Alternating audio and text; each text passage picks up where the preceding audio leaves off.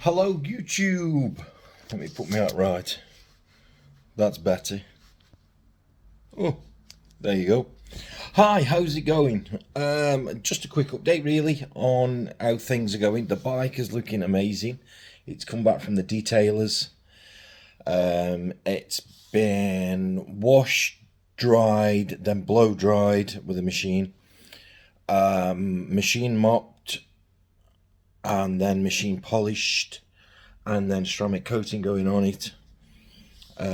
So the bike is looking like a brand new bike, basically, which is brilliant.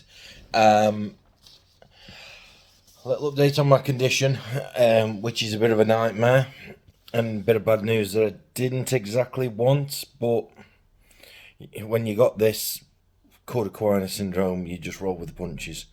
Otherwise, God, you'd be constantly depressed. Anyway, I had a letter through.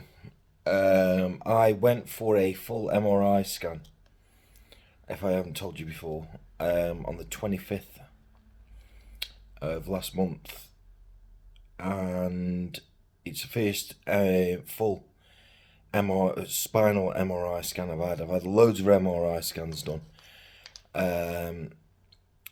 but it's only been like the bottom of my back or my neck and stuff, so I've never had an actual full one.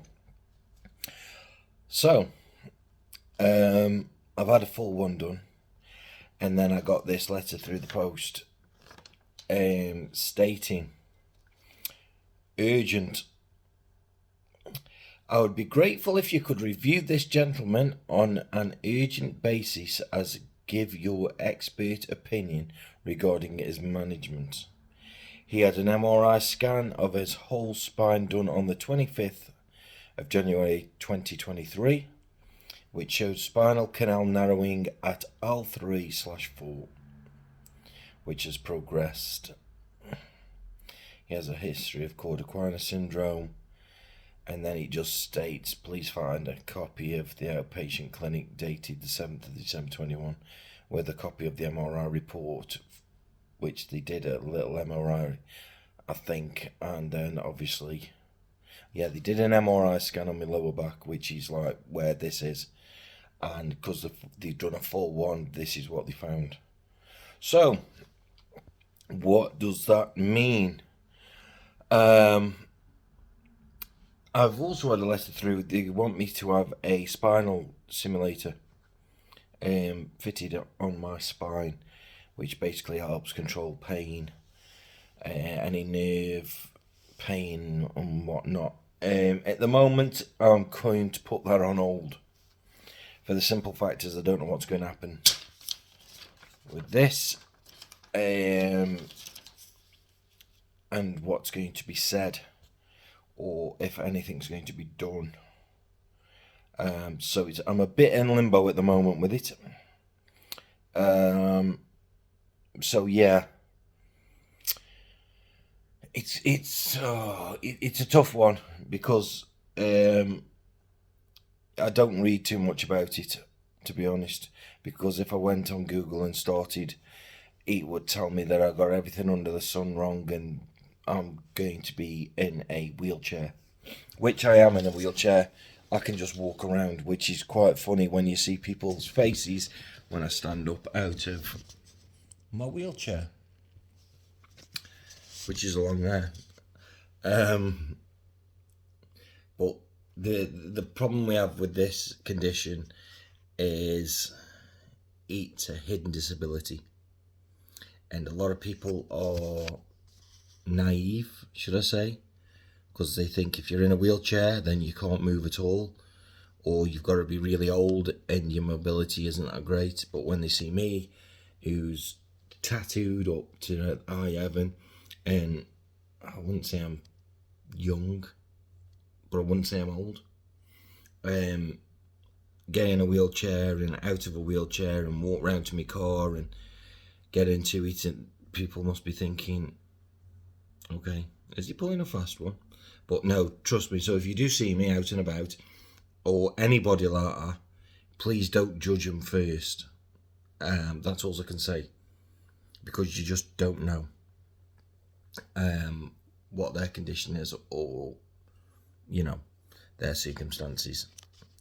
For all the ones that are playing the fiddle, shame on you. You should be ashamed of yourselves, because it makes life harder for people like me who have got disabilities, hidden disabilities. It makes life hell. For example, I went to the local hospital the other day, and I went in the disabled bay because I've got a disabled badge, and a woman saw me get out the car and straight away turned around and said, "Excuse me, that's for disabled people only." On which I replied, "I'm disabled." So she sort of looked at me, and then I just waved my badge, and she was quite red-faced. So before people start to open their mouths and comment, when they see people walking around and then jumping in a wheelchair and all the rest of it, just take a second to think about it could be a possible hidden disability. Not everybody in a wheelchair looks disabled. So yeah, that's food for thought on that one. I thought I'd just get in there with that. As far as the bike riding goes, I've been on the bike a few times. I know I'm trying to get enough money together for myself to get a GoPro or some sort to fix onto it, because they aren't cheap things. And then I can share the vlogging of just little rides that I've been on. What I can tell you is that the bike is extremely comfortable. I can manage the bike with ease. It's like riding on air. To be honest, the bike is more comfortable than my car, as daft as it sounds. But it's true, in my case anyway. Because, as you know, or you may not know, it's my right leg and foot that's affected, so I can move it. As you can see, sorry about the dodgy socks. But I can't feel nothing, and there is less power in this leg. But on a motorbike, this leg is your brake. Yes, I do use my back brake, but you can feel it in the bike itself, not necessarily how much pressure I'm putting on. And then obviously the left leg, which is the good leg, is operating the gears. And then my hands are fine. They work perfectly. The position I'm sitting in is extremely comfortable because it's a cruiser. So yeah, I'm loving life at the moment with it. I'm absolutely over the moon that I can actually ride it, and that my body is allowing me to ride it, and I will be continuing to ride this thing until my body says otherwise, which that would be a very, very, very sad day, but I'm hoping it's a very, very, very long time away. I have booked up for a bike event in April, for a charity bike event for raise money for a cause which is really good. That's about it really. So I know there's a few people watching this that may have cord equina. The only message I can seriously give you is chin up. Keep your chin up. Get through your bad days and live through your good. We all have good days, we all have bad days. I've been on my backside for I think 2 days because I've had bad pain, and I've had to wear my back brace a lot for just help me get around just the house. But yeah, you will have really bad days, you will have really good days. Make the most of the good days and just roll with it and just keep going. I look at it like this, and I know not everybody is like this, but people do go into deep dark places with this sort of thing, I can only say I do sympathise. I've been there, I've done it. I'm on a group on Facebook for Recorded Quietly, and when I told them about the letter, people were saying, oh, I'm so sorry, this, that, the other, which I really appreciate. Don't get me wrong, I really do. It's just that I look at it like, straight away people think that you're going to go in a downer.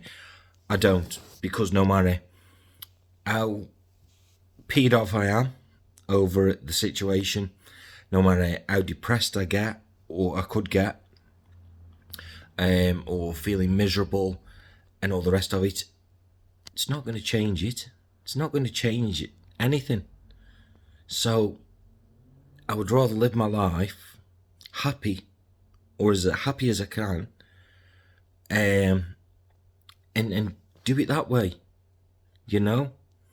So for all them out there, for everybody, should I say, can't talk. So for everybody out there with Recorded Quietly, I do sympathise with you, but please stay strong, keep your chin up, and just roll with it.